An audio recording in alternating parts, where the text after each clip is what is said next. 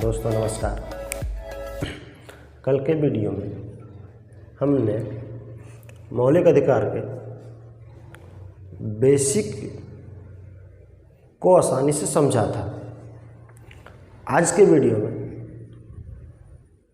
जो 6 तरह के मौलिक अधिकार हैं उसे जानेंगे। मौलिक अधिकार जो हमें हमारे संविधान में प्राप्त है उसे 6 भागों में बांटा गया है और प्रत्येक भागों को अलग अलग अनुच्छेद में बांटा गया है। अलग अलग अनुच्छेद में उसे समझाया गया है, बताया गया है और लोगों को प्राप्त हुआ है। पहला अधिकार कहता है समानता का अधिकार। इसे अनुच्छेद 14 से 18 के बीच में रखा गया है। समानता अर्थात सभी को एक बराबर हक देने की बात। देश में हर एक तरह की व्यवस्थाओं पर, सामाजिक, आर्थिक, हर एक तरह की व्यवस्थाओं पर देश के नागरिकों का समान अधिकार है।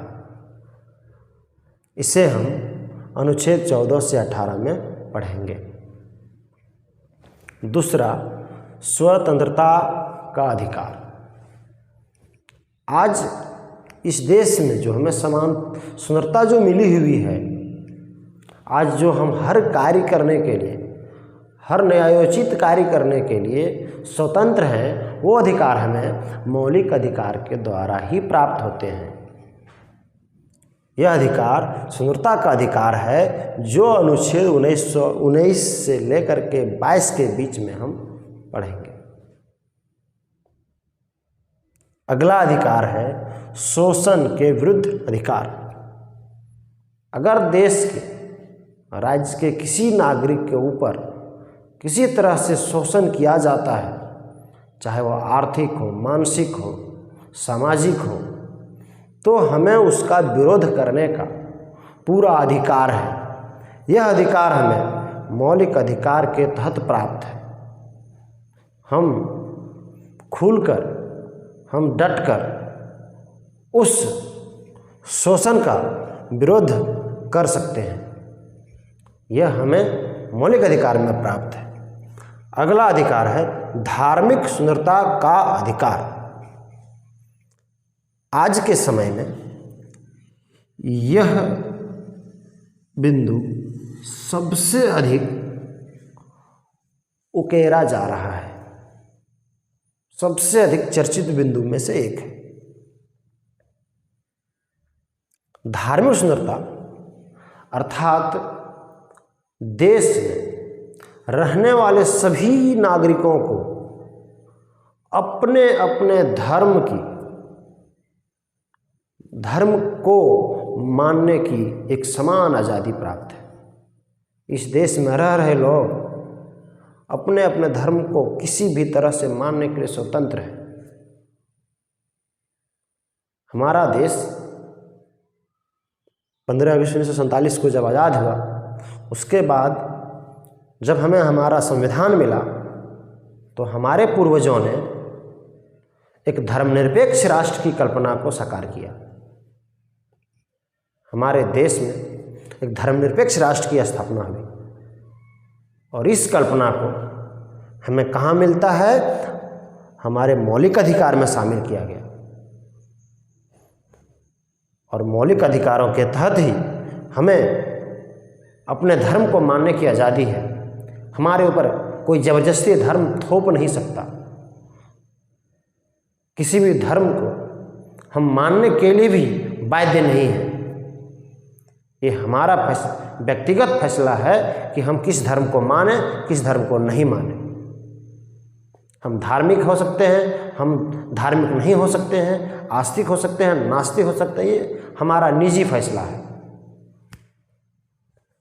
अगला पॉइंट है संस्कृति और शिक्षा संबंधी अधिकार, अनुच्छेद 29-30। इस देश में लोगों को, हर एक व्यक्ति को एक समान रूप से शिक्षा प्राप्त करने का अधिकार है और उसे अपनी संस्कृति भी मानने का अधिकार है। एक आदिवासी अगर जंगल में रहना चाहता है, उसका संस्कृति जंगली है, तो वह उसे मानने के लिए स्वतंत्र है, वह उसे मानने के लिए स्वतंत्र है। हम उसे बाध्य करके शहरों में नहीं ला के रख सकते। तो हर किसी की अपनी एक संस्कृति होती है और उस संस्कृति का निर्वहन करने के लिए, उस संस्कृति का पालन करने के लिए वह व्यक्ति स्वतंत्र है और यह अधिकार भी मौलिक अधिकारों में शामिल किया गया है। अगला है संवैधानिक उपचारों का अधिकार, अनुच्छेद 32। संवैधानिक उपचारों का अधिकार मतलब जो हमें संविधान में अधिकार मिला हुआ है उसे प्राप्त करने का पूरा हक है। यह अधिकार हमें हमारे सभी तरह के प्राप्त अधिकारों को प्राप्त करने में मदद करता है। इस अधिकार को, यह अधिकार संवैधानिक उपचारों का अधिकार, इसे संविधान निर्मात्री समिति के प्रारूप समिति के अध्यक्ष बी.आर. अम्बेडकर, संविधान निर्मात्री समिति प्रारूप समिति के अध्यक्ष बी.आर. अम्बेडकर ने संविधान की आत्मा कही है। क्या कही है? संविधान की आत्मा। इसे बहुत ही महत्वपूर्ण अधिकारों में से स्थान प्राप्त है। क्या है? बहुत ही महत्वपूर्ण अधिकारों में से स्थान प्राप्त है। यह हमें मदद करता है हमारे सभी तरह के संविधान, सभी तरह के अधिकारों को प्राप्त करने में। अब इन 6 तरह के अधिकारों पर प्रकाश डालने के बाद हम समता या समानता के अधिकार को समझेंगे। इस अधिकार का वर्णन जो है अनुच्छेद 14 से 18 के बीच में किया गया है। अनुच्छेद 14 से 18 के बीच में किया गया है। उसमें से अनुच्छेद 14 क्या कहता है, इसे हम आसानी से समझेंगे। कहता है विधि के समक्ष समता, अर्थात विधि अर्थात कानून, नियम, अर्थात नियम में सभी को एक तरह की समानता। इसका मतलब है कि राज्य सभी के लिए समान कानून का निर्माण करेगी और सभी पर समान रूप से लागू करेगी।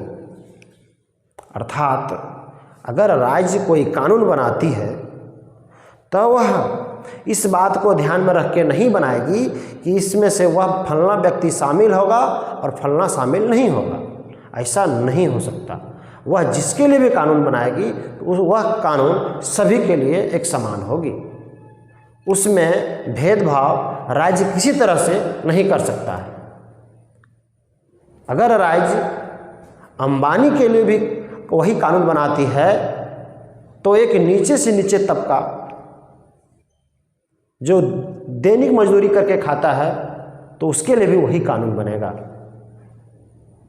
अर्थात राज्य के बनाए कानून पर सबका समान रूप से प्रभाव पड़ेगा,